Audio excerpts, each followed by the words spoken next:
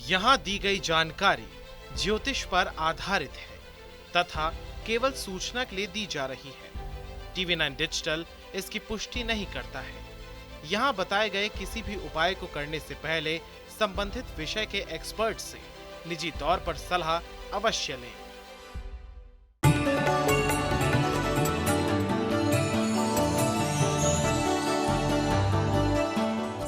नमस्कार, astro science में आप सभी का स्वागत है। मैं हूं आपके साथ अंजलि और मेरे साथ हैं एस्ट्रो साइंटिस्ट गुरुदेव जीडी वशिष्ठ जी। सर, आपका बहुत बहुत स्वागत है। दाता खुशियां दे, सदा सुख पावना। हमारे शास्त्रों के अलावा ऐसी कई मान्यताएं हैं जो हमें होनी अनहोनी और शुभ अशुभ के बारे में बताती हैं। हम इनमें विश्वास करें या ना करें, लेकिन इनके अस्तित्व से इनकार नहीं किया जा सकता है। कुछ चीजें प्राचीन काल से ही बेहद शुभ और सकारात्मक मानी जाती हैं, जबकि कुछ चीजें उतनी ही अशुभ। इन चीजों के बारे में जानकारी होने पर आप इनके अशुभ प्रभाव से बच सकते हैं।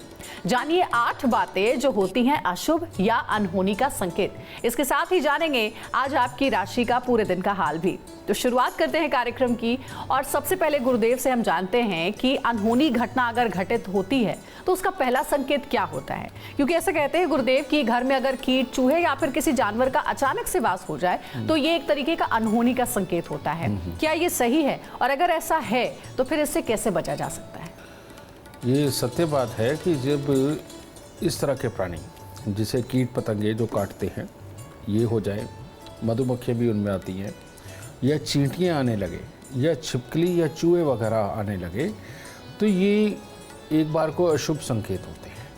कैसे?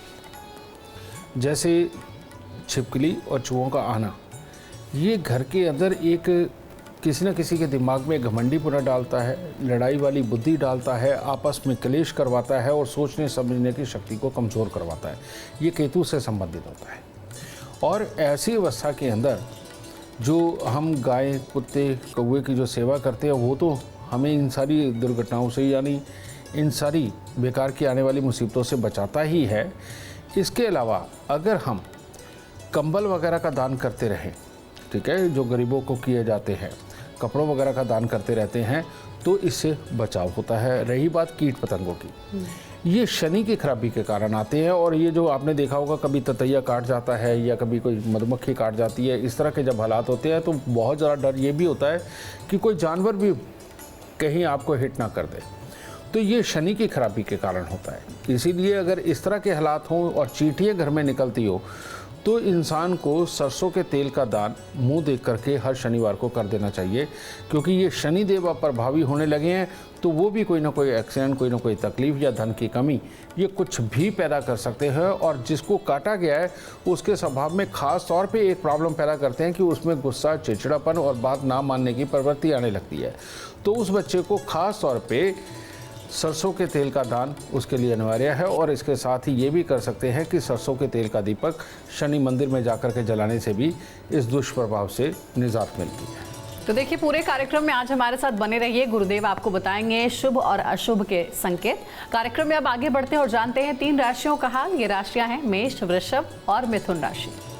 तो सबसे पहले बात करते हैं मेष राशि वालों की। मेष राशि वाले वो लोग जिनके कोई कानूनी विवाद चल रहे हैं या कोई कोर्ट केसेस चल रहे हैं, इनके लिए आज का दिन शुभ है। अगर आपने कुछ भी इसके प्रति कोई लिखत पढ़त करनी हो, कुछ भी करना हो, इसके लिए बहुत बढ़िया समय है।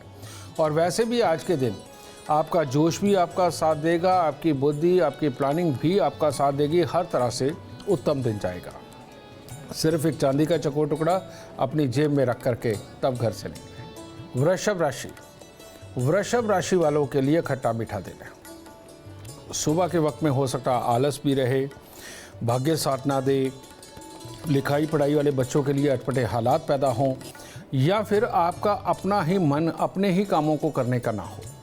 लेकिन जैसे जैसे दिन ढलने की तरफ जाएगा, शरीर में चुस्तीलापन, फुर्तीलापन, हर तरह से एनर्जी का साथ देना।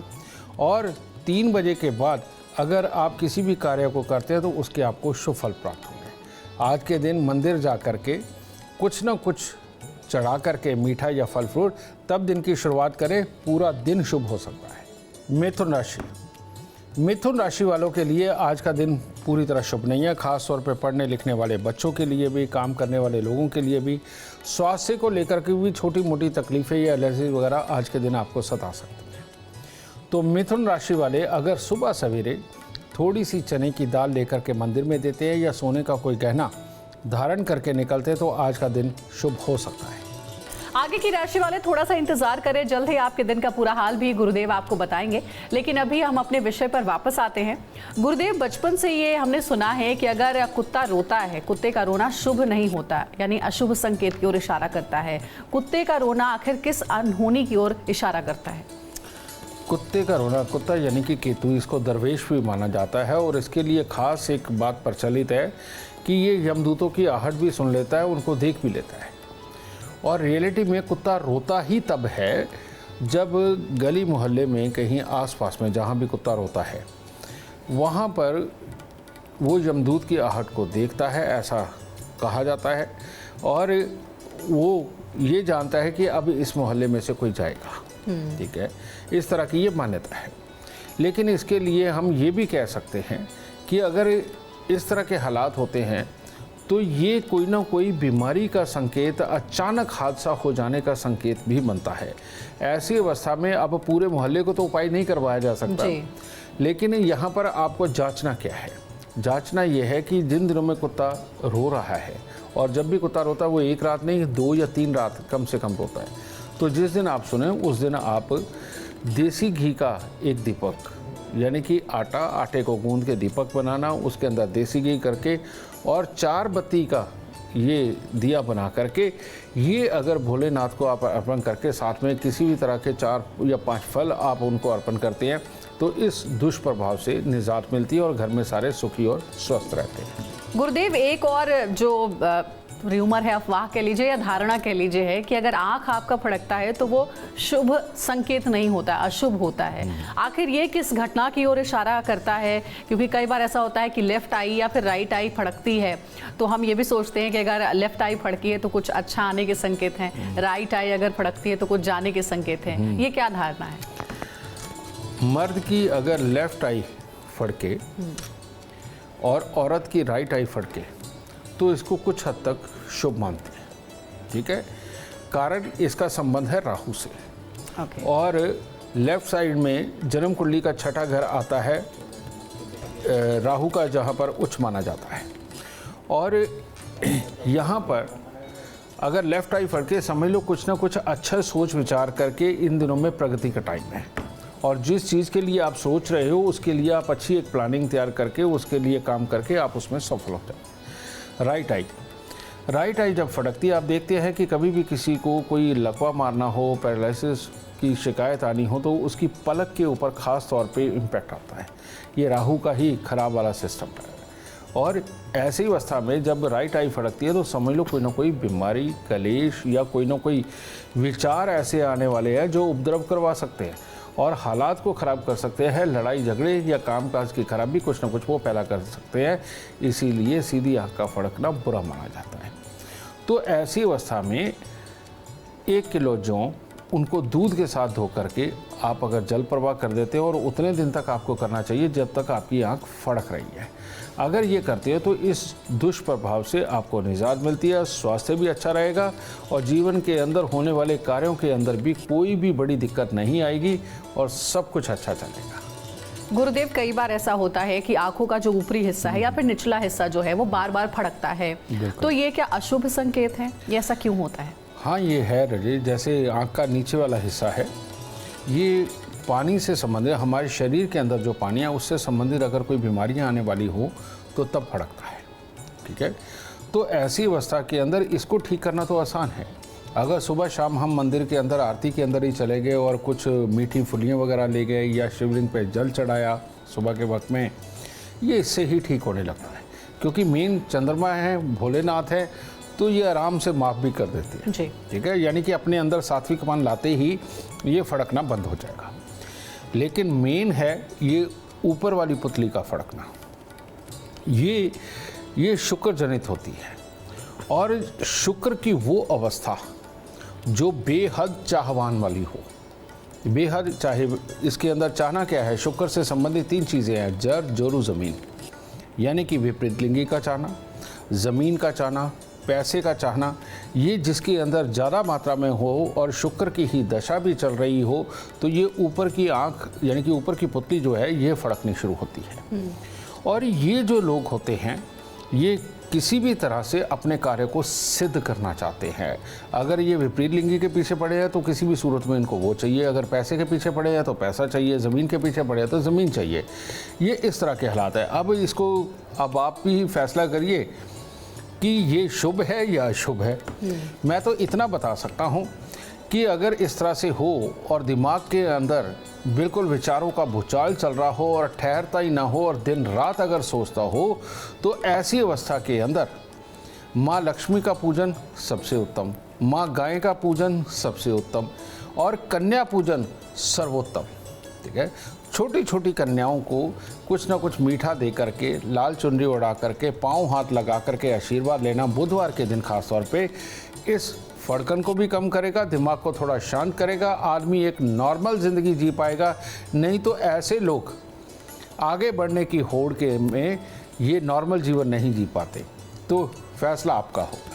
चलिए, बहुत अच्छा उपाय गुरुदेव ने बताया है। अब आगे बढ़ते हैं और जानते हैं कर्क सिंह और कन्या राशि वालों का इंतजार खत्म करते हुए कैसा रहेगा आज का दिन उनके लिए।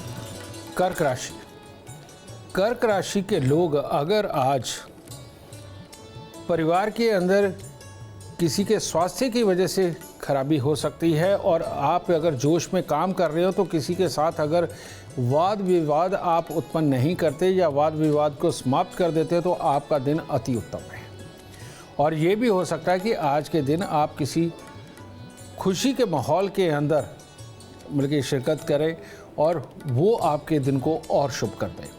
तो आप भी आज चने की दाल मंदिर में अगर रख करके तब घर से निकलते हैं तो हर तरह से उत्तम दिन की प्राप्ति होगी। सिंह राशि, सिंह राशि वाले के लिए आज थोड़ा सचेत रहना चाहिए, अलर्ट रहना चाहिए, क्योंकि आप ही का कोई जानकर या तो धन के मामले में आपको धोखा दे सकता है या अपने किसी को मजबूरी के अंदर आपको धन देना पड़ सकता है। और यही नहीं, इसके बाद में आपके दिन को शुभ बनाने के लिए आपको चांदी का चकोर टुकड़ा या चांदी की कोई भी चीज़ अपने पास रखनी ज़रूरी है। हाँ, पढ़ने लिखने वाले बच्चों को ख़ास तौर पे चांदी का चकोर टुकड़ा इन दिनों में अपने पास रखना चाहिए, क्योंकि इनके रिजल्ट में भी थोड़ी दिक्कत हो सकती है। कन्या राशि वाले, कन्या राशि वालों के लिए तो दिन बहुत शुभ है। अपनी वाणी के प्रभाव से, अपनी बुद्धि के बल से ही सब कुछ जीत लेने का आज दिन है। और आज के दिन जिस भी कार्य को करोगे उसके काफ़ी पॉजिटिव हालात आपको देखने को मिलेंगे, कामयाबी मिलेगी। तो आज के दिन हंसते खेलते हुए अपने कामों को करें, बहुत ज़्यादा जोर लगाने के चक्कर में कहीं ख़राब ना कर लेना। तो आराम आराम से करें, आपके लिए दिन बहुत शुभ है।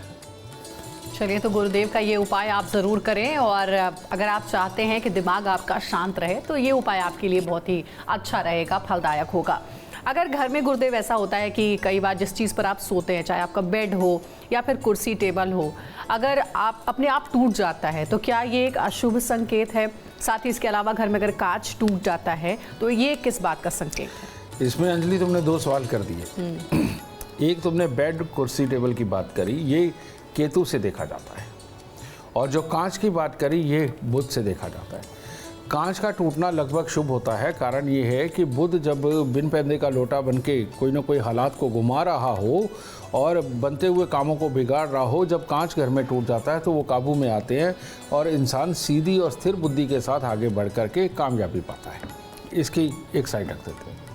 लेकिन ये जो तुमने कहा है बेड, कुर्सी और टेबल, ये केतु की खराबी, ये जब आती है जीवन में तो संतान, पुत्र, भाई और इसके साथ ही जीवन के अंदर जो कार्य कर रहे हो उसके अंदर आगे बढ़ना, अपने नाम का झंडा बुलंद करना, पॉजिटिव सोच रखना, इन सब में कहीं ना कहीं कुछ ना कुछ खराबी ये ज़रूर देता है। तो ऐसी अवस्था में तभी कहा जाता है कि बेड, इसके अंदर से कभी भी चूचा की आवाज़ नहीं आनी चाहिए, इसको पहले ही बना करके रखें। बिस्तर के ऊपर कटी फटी चादरें, दाग लगी हुई चादरें और तकिए के लिहाफ खास तौर पे ये कटे फटे और दाग लगे हुए अगर होंगे, इनमें से धागे निकल रहे होंगे, समझ लो आपका केतु खराब है। और ऐसी अवस्था के अंदर आप मेहनत बहुत करेंगे लेकिन ऊंचाई नहीं पा पाएंगे। मियाँ बीवी में खाम खाई के कन्फ्यूज़न, कोई ना कोई लड़ाई का कारण वो खड़ा होता रहेगा। बेटा तरक्की नहीं कर पाएगा, जो आप उससे एक्सपेक्टेड रिजल्ट चाहते हैं वो नहीं दे पाएगा। भाई के साथ विचारों का मतभेद होगा और विचार दोनों के विपरीत हो जाएंगे। इस तरह के हालात ये बेड, कुर्सी, टेबल के टूटने पे बनते हैं। और अगर इस तरह के हालात हों तो उस इंसान को हर मंगलवार को एक लाल झंडा तिकोना गोटा किनारी वाला लेकर के इसको मंदिर की छत पे लगाना शुरू कर देना चाहिए, ताकि अपने केतु को बल दे सके, सबल बना सके और विचारों को स्थिर रख के हम सीधा सीधा काम कर सकें। और बेटे और भाई की तरफ से भी आने वाली जो तकलीफ़ें होती हैं उनसे भी बहुत अच्छा रिलीफ मिलता है। तो आपका कंफ्यूजन क्लियर हो गया। कांच अगर घर में टूट रहा है तो ये शुभ संकेत है, लेकिन अगर बेड, कुर्सी या टेबल किसी तरीके से टूट रही है तो यह अशुभ संकेत है और इसीलिए गुरुदेव ने उपाय बताए हैं। आप इन उपायों को जरूर अमल करें। अब आगे बढ़ते हैं, तुला, वृश्चिक और धनु राशि वालों का इंतजार खत्म करते हैं और गुरुदेव से जानते हैं तुला राशि वालों के लिए कैसा रहेगा आज का दिन। तुला राशि वालों के लिए सिर्फ आज एक ही हिदायत कि आपका जो भी काम अटक रहा हो, जो भी आप करने जा रहे हैं, अगर उसमें आप किसी की सहायता ले लेंगे तो आपका सारा दिन शुभ हो जाएगा। यानी कि अकेले किसी भी काम को करना शायद आपके काम में कमज़ोरी रखते हो, वरना फुर्तीलापन, बुद्धि की काबिलियत, वाक्पटुता सब कुछ उत्तम रह के आपका आज का दिन बहुत ही शुभ हो सकता है। तो सुबह के वक्त में परमात्मा के दर्शन करके निकलिए ताकि दिन और शुभ हो, और कोई साथी ज़रूर ढूंढिए, उसकी मदद से आज काम करें। वृश्चिक राशि वालों के लिए भी आज का दिन बहुत उत्तम है। आज के दिन आपकी बुद्धि, आपका कर्म, आपका विवेक सब साथ देने वाला है। इसीलिए हो सके कि पिछले दिनों से कुछ अगर अटके हुए काम हैं जिनको आप करना चाहते हैं तो आज उनके लिए सबसे उत्तम दिन है और पूरा दिन आपका व्यस्तता में जाएगा और अच्छा जाएगा। सुबह सवेरे अगर कुछ फल परमात्मा को अर्पण करके निकलते हैं तो आपके लिए उत्तम होगा।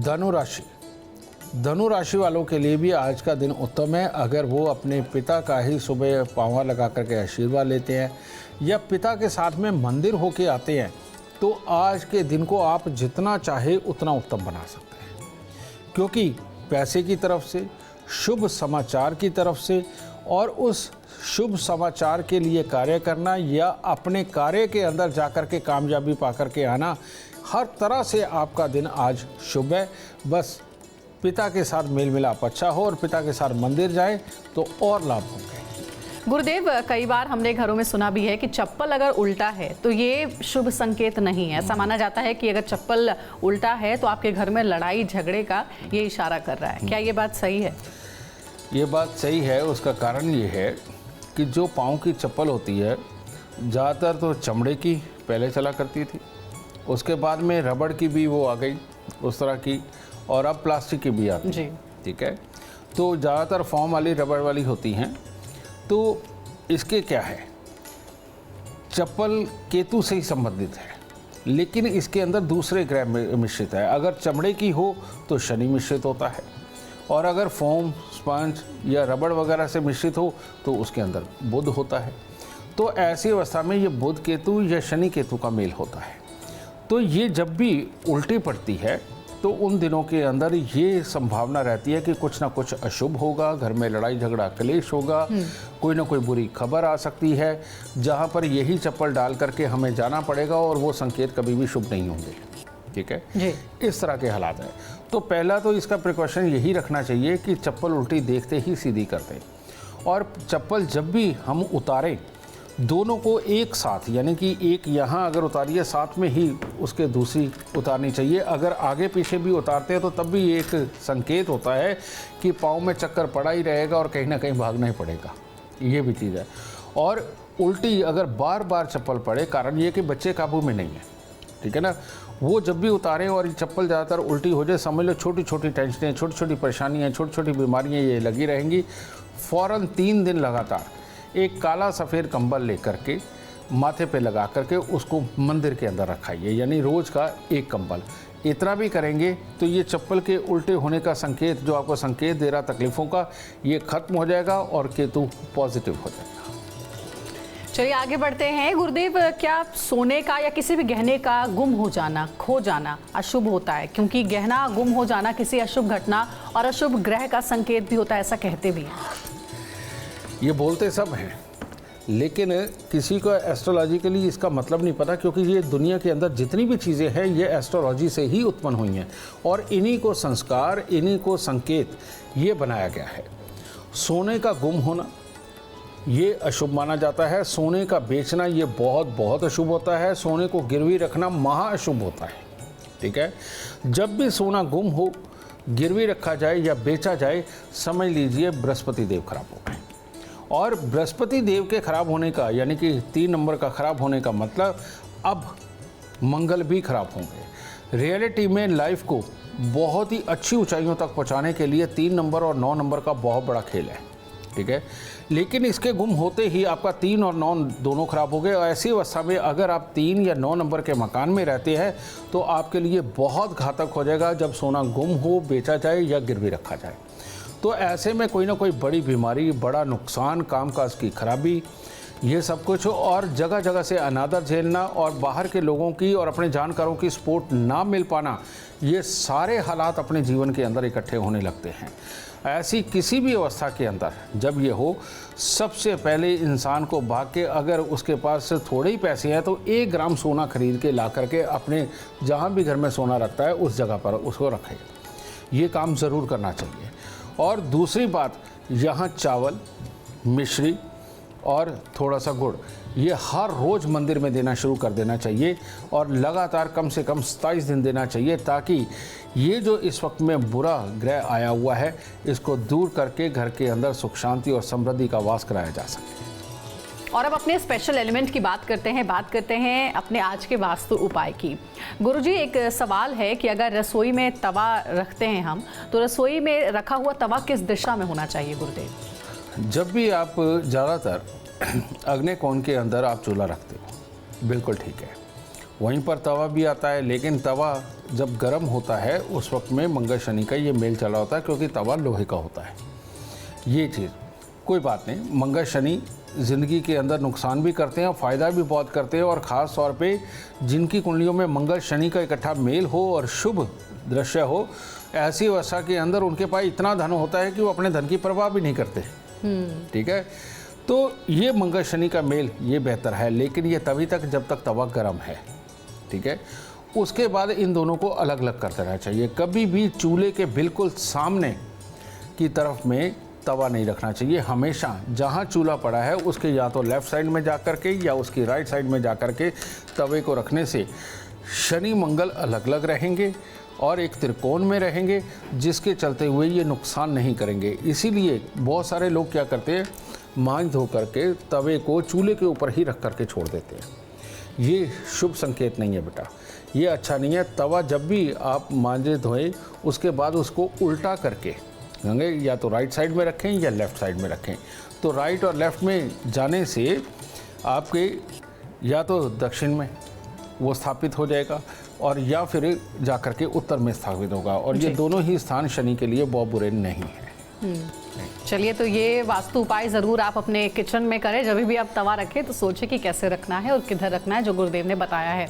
अच्छा गुरुदेव, एक और सवाल है। लोगों की आदत होती है हर वक्त अपनी उंगलियों को चटकाने की, लेकिन ये आदत क्या शुभ नहीं मानी जाती है? ऐसा नहीं करना चाहिए, और ये किस बात के संकेत हैं? जब भी उंगली कोई चटकाता है, या तो वो खाली दिमाग होता है या बहुत ज़्यादा भरे हुए दिमाग वाले जो हर वक्त सोच रहे हैं, वो बैठे बैठे कुछ ना कुछ इस तरह से कर देते हैं। अब अवस्था क्या है, उंगली चटकाना इसलिए अशुभ माना जाता है कि जिनका खाली दिमाग और बैठे बैठे खेल में ये करते रहते हैं, वो मजाकिया हो जाते हैं और उनको कुछ ना कुछ बात बोलने को चाहिए, करने को चाहिए। तो ऐसी अवस्था में ज़िंदगी की ज़रूरी चीज़ों को ना सोचने की आदत ही उनके लिए घातक होती चली जाती है। और जैसे हम इन जोड़ों को चटकाते रहते हैं, शनि और केतु को मिलाते रहते हैं, इसको प्रबल करते रहते हैं, विचार आते रहते हैं, और वो विचार मखौलिया यानी कि हंसी मजाक वाले में लेके आके जाता है। तो ये जो मखौलिया लोग हैं, इनके लिए तो उंगलियां चटकाना बहुत ख़तरनाक है। ठीक है, क्योंकि इनको चटकाने की जगह अगर इनकी हल्की हल्की मसाज करते हुए इन जितने उंगलियों के जोड़ हैं, इनकी हल्की हल्की मसाज करते हुए अगर आप अपने काम की बातों के बारे में सोचेंगे तो आप देखेंगे कि आपकी बुद्धि बहुत दूर तक सोच पा रही है और नए नए आइडिया ला रही है।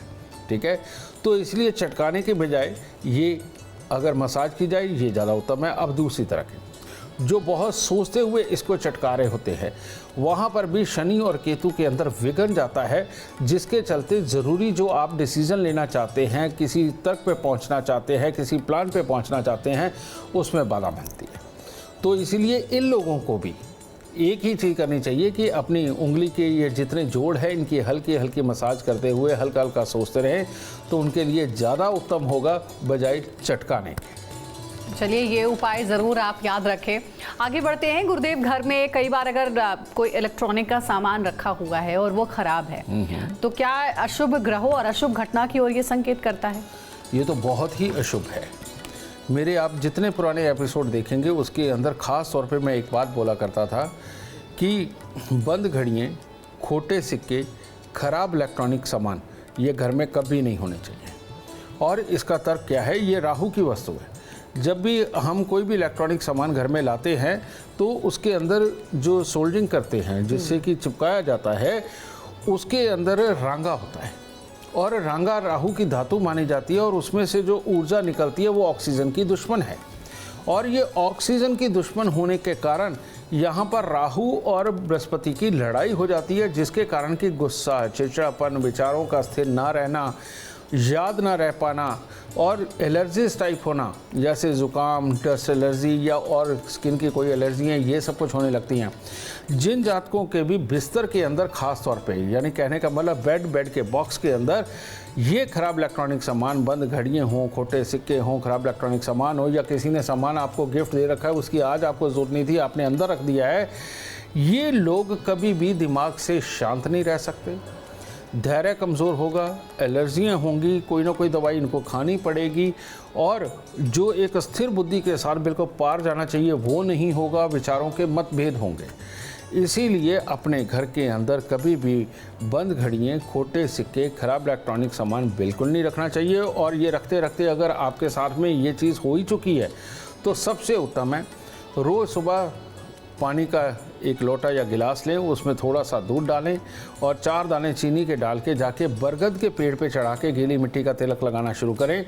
देखिए इसका दुष्प्रभाव हट जाएगा और बिल्कुल स्थिर, अच्छी और बुद्धि वाली ज़िंदगी चलनी शुरू हो जाएगी। और अब जानते हैं मकर, कुंभ और मीन राशि वालों के लिए कैसा रहेगा आज का दिन। मकर राशि वालों के लिए आज का दिन जिम्मेवारियां निभाने का दिन है। बच्चों के लिए, भाई बहन के लिए, अपने परिवार के लिए, अपने यार दोस्तों के लिए हो सकता है कि उनके लिए दिन का काफ़ी समय आपको उनके लिए नाम लगाना पड़े, उनके लिए काम करना पड़े। तो ये कुल मिलाकर के अच्छा है। इसमें पीले रंग का रुमाल अपनी जेब में रखें और चांदी का चकोर टुकड़ा अपने पास रखें, दिन और भी शुभ होगा।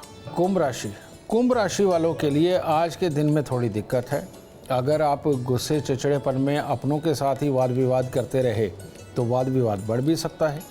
और अगर ये वाद विवाद की स्थिति आपके दिमाग में बनी रही या किसी के लिए जेलस भावना बनी रही या किसी को बात सुनाने की भावना बनी रही तो ये दिन को और भी ख़राब कर देगी और ये खराबी बड़े स्तर पर भी हो सकती है। इसीलिए हो सके तो अपने धैर्य को बनाने के लिए, उतावलेपन को भगाने के लिए सुबह सवेरे मीठा बांट दीजिए मंदिर जा कर के, तब दिन शुभ हो सकता है। मीन राशि वाले भी अगर आज अपने परिवार के साथ समय बिताना चाहते हैं, उनके साथ मिलकर के कोई कार्य करना चाहते हैं, किसी मनोरंजक यात्रा पे जाना चाहते हैं और या वैसे ही परिवार के काम में हाथ बटाना चाहते हैं, उन सब के लिए दिन बहुत उत्तम है। सुबह सवेरे थोड़े से फूल परमात्मा को अर्पण करेंगे तो खुशी और कई गुना बढ़ेगी। अगर आप जीवन में कामयाबी चाहते हैं, अपार धन और लाभ चाहते हैं तो गुरुदेव के बताए हुए उपाय आप जरूर करें। उम्मीद करते हैं आपको आज का विषय पसंद आया होगा। कल आपके सामने लेकर आएंगे एक और विषय जो आपकी कॉम्प्लिकेटेड लाइफ को बना देगा आसान और खुशियों से भरपूर। अगर आप हमारे गुरुदेव से मिलना चाहते हैं या उनसे पर्सनली बात करना चाहते हैं तो आप कॉन्टैक्ट कर सकते हैं। नंबर है 9999905222। ज्यादा जानकारी के लिए आप एस्ट्रो साइंस ऐप भी डाउनलोड कर सकते हैं, जिसमें आपको सारी डिटेल्स अपने बारे में मिल सकती है। फिलहाल समय हो गया आपसे इजाजत लेने का। आप बने रहिए हमारे साथ और हमारे एस्ट्रो साइंटिस्ट गुरुदेव GD वशिष्ठ जी के साथ देखना ना भूलें एस्ट्रो साइंस रोजाना सुबह 8 बजे। नमस्कार।